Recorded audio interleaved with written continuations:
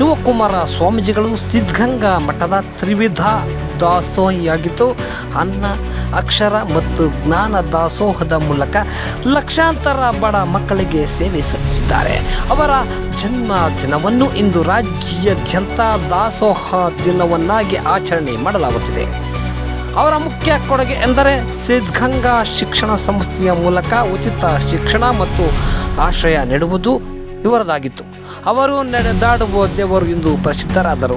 ಶಿವಕುಮಾರ ಸ್ವಾಮೀಜಿಯವರ ಜನ್ಮದಿನದಂದು ಚಳ್ಳಕೆರೆ ನಗರದ ವಾಲ್ಮೀಕಿ ವೃತ್ತದ ಬಳಿ ಶಿವಕುಮಾರ ಸ್ವಾಮೀಜಿ ಅಭಿಮಾನಿ ಬಳಗದ ವತಿಯಿಂದ ಅನ್ನದಾಸೋಹ ಕಾರ್ಯಕ್ರಮವನ್ನು ಹಮ್ಮಿಕೊಳ್ಳಲಾಯಿತು.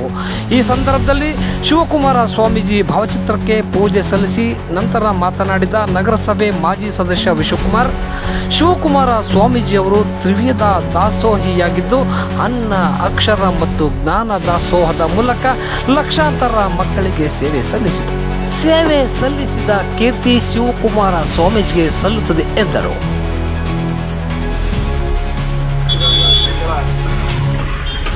ಅಂಗವಾಗಿ ವಾಲ್ಮೀಕಿ ಸರ್ಕಲ್, ಶಿವಕುಮಾರ ಸ್ವಾಮಿಗಳ ರಸ್ತೆ, ಅವರ ಸ್ನೇಹ ಬಳಗ ಪರವಾಗಿ ಪ್ರಪ್ರಥಮ ಬಾರಿಗೆ ಹುಟ್ಟುಹಬ್ಬದ ಆಚರಣೆಯನ್ನು ಹಮ್ಮಿಕೋಬೇಕು ಅಂತ ತೀರ್ಮಾನ ಮಾಡಿದ್ವಿ. ಹುಟ್ಟುಹಬ್ಬದ ಆಚರಣೆ ಭಾಳ ಚೆನ್ನಾಗಿದೆ. ಎಲ್ಲ ಶಿವಕುಮಾರ ಸ್ವಾಮಿ ಭಕ್ತಾದಿಗಳು ಸಹಕರಿಸಿ ಈ ಕಾರ್ಯಕ್ರಮನ ಯಶಸ್ವಿ ಮಾಡಿಕೊಟ್ಟಿದ್ದಾರೆ. ಅವ್ರಿಗೆಲ್ಲರಿಗೂ ಧನ್ಯವಾದಗಳು. ಈ ಕಾರ್ಯಕ್ರಮ ಯಶಸ್ವಿ ಆಗಲು ನಮ್ಮ ಸ್ನೇಹಿತರು ಸಹಕಾರ ನೀಡಿದ್ದಕ್ಕೆ ಅವ್ರಿಗೂ ಧನ್ಯವಾದಗಳು.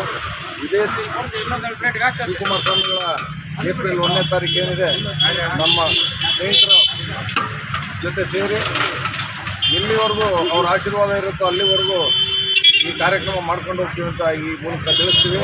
ಮುಂದಿನ ವರ್ಷ ಇದಕ್ಕಿಂತ ಹೆಚ್ಚಿನ ಭಕ್ತಾದಿಗಳು ಬಂದು ಆ ನಡೆದಾಡುವ ದೇವರ ಕೃಪೆಗೆ ಪಾತ್ರರಾಗಬೇಕು ಅಂತ ಮನವಿ ಮಾಡ್ತೀನಿ. ಎಲ್ರಿಗೂ ನಮಸ್ಕಾರ.